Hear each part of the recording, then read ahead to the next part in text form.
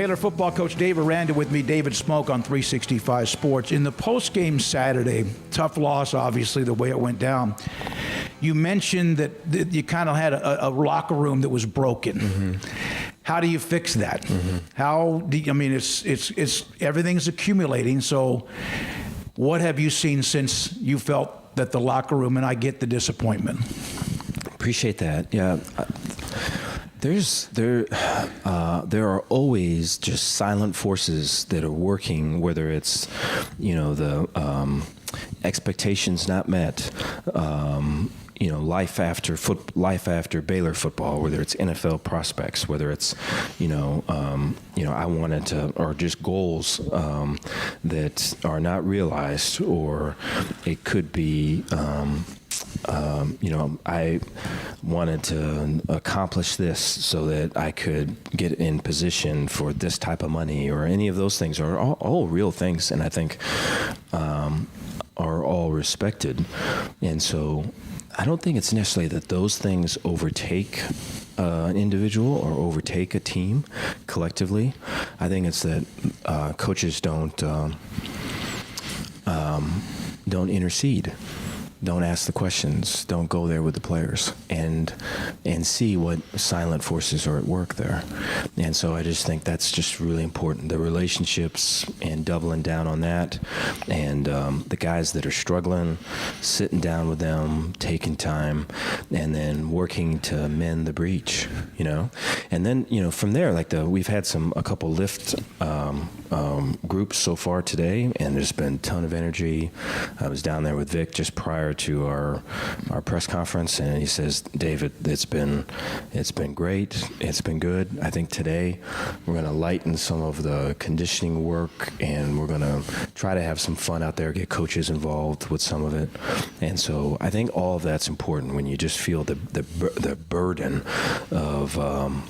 of college football. It should be fun. And so to try to integrate some of that with still accomplishing which we need to accomplish, and obviously we have a huge test coming up, and so we got to prepare for that. But I think early in this week, if we can do everything we can to make sure that we're all connected, is going to be the most important thing. You're obviously a very caring man.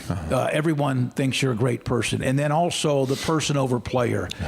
Where is the balance of that in making sure these are good young men, mm-hmm. great young men in the future, mm-hmm. and playing football and winning at big-time football? Yeah, that's a great question. I really think that's it. That is it. And I think that, our ability to do that, to do both, really is going to separate us. And I think it's really going to make us different. And I think that's the challenge, and I feel like we've been able to touch that space and step into that space, but we're certainly not there now, And so I think the difference for me, the improvements that I can make, is to not focus or not have so much focus on just the stuff off the field, and make the guys that are really, really good football players feel like this is not the place for them. And I feel like I can do a better job of that. I feel like I've done that throughout my time here, especially this year. But I think that's also going to take the recruiting where that fits that type of situation. I think all of those things are important because we want to win, And I think that the mentor coach that was really kind of a taking a player from one phase of life to another phase of life. I just think the powers that be with college football is eliminating that person in a lot of ways. And I think it's harder for that guy to survive. There's other things at work that are more that person's subservient to whether it's NIL or it's winning or it's money coming in. And so I think to find a way to where all of that can be balanced and you don't lose your soul in it, where you can give your heart and win, that's what this is all about. Made me think of a question when the time change occurred over the weekend. The hourglass and sand coming down and that, at the time change. Do you feel any pressure in the clock in making something that there's a sign that this is turning the corner? I do. Yeah, I do. I think this game's a big, I mean, they're all big games, but I think for this year, we have to finish strong. I think we've shown fight. I don't think fight's enough. I think we need wins, and then I think we have to show that off the field that we're battling too. I think when you lose, the talent that you have is liable to be poached, and so we have to fight for the guys that we have. I think the recruits that we have that are committed to us, we have to fight for them because that'll be the same. And then I think for any transfer portal guys that we have with the record, and I'm sure just the storm around my name, we have to fight for that too. And so there's just a fair amount of fighting going on. And I think for us to fight and fight well, there has to be a calm at the center of that storm with each individual that's out in that arena. And that's just, knowing that, knowing who we are, what we represent with Baylor, what type of integrity we need to go out in this space for. Because I think all of it is, I think some of college football, I love other parts of college football, I don't want to be a part of. And so for us to fight the fight but not be of it is really what's ahead of us. And I invite that, and I know that that's where we're at, and our staff does too. How important is it for you to fix this, but also make sure you have the opportunity to fix this? No, it's important. I think, I love this team. I love our guys. I really do. And I think there can be, I think it was your first question or your second question, there can be some additions to the team that will make it a more complete team. And I think we all have to be more open to that. And we're certainly on a path to do that. But I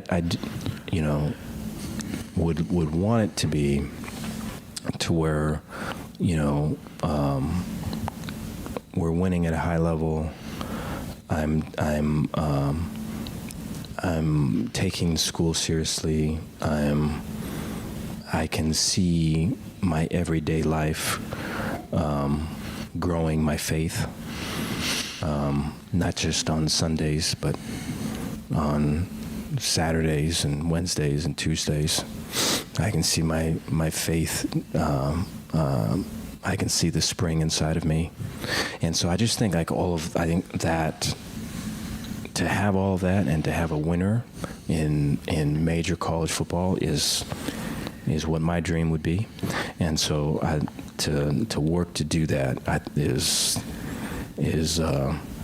way strong in me. You mentioned the storm around your name. Mm-hmm. In 2021, best season in the history of Baylor football. You signed an extension. You earned that. Everybody was worried probably that you might go somewhere else with all the jobs that were opened up. Do people forget that your loyalty to Baylor, is that even in play here? No, I don't think so. I think it's all of this is a business. And I think it's, I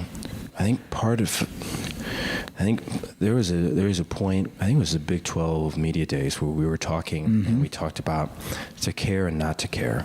And it's one of my favorite poems. It's T.S. Eliot. And, even among these rocks, to rest in his will. And so I just think to care and not to care is that I understand that it's a business. I understand that you're only as good as your last win, or you're only as bad as your last loss, and to fully accept that, but then to not kind of get drowned out with all of the negative that comes with that, but just to accept it for it. This is what it is, and to really, for me, is to work on myself through that, so that I can be better, not only on the field but off too. Is kind of the journey that I'm on, and I try to take the team and staff with me for sure, but I don't know, to not get caught up in it, but it is a business, and it's a game of winning, and we haven't done enough of it. Got two more questions, if you don't mind. That day you spoke with us was a week that was brutal. You lost your father.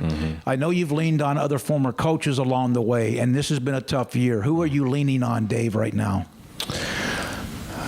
I probably could use more to lean on. Yeah. I pray a lot. I have a lot of. There's quiet times in the morning for me where I can, get the stuff that needs to come out, and then I can rest where I need to rest and kind of have a perspective for the day. Because it's very, today's a good example. I get here in the morning and I'm walking and there's people coming in. They're all looking to see, okay, what kind of mood's he in?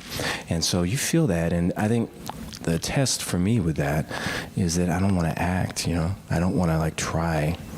I don't want to know that's happening and try to be something that I'm not. I want it to be real, And so that just takes work. And so I think the quiet time can help you do that, because I think it centers you for all that's coming in your day. Last thing, you and I have spoken about NIL, and you can't say much about it, but Baylor's trying to figure that out, or the others, GXG, whoever else. Have you been given everything you need to succeed here? That's a good question. I know that our anticipation is, and I think is one of the things that probably comes out of a season like this, is that we're probably going to be more aggressive in that area. And I think some of that just goes to just you probably don't know until you know. And I'm speaking of myself more than anybody. Speaking of myself, because I have not been one, banging on the door saying, hey, need this, need that.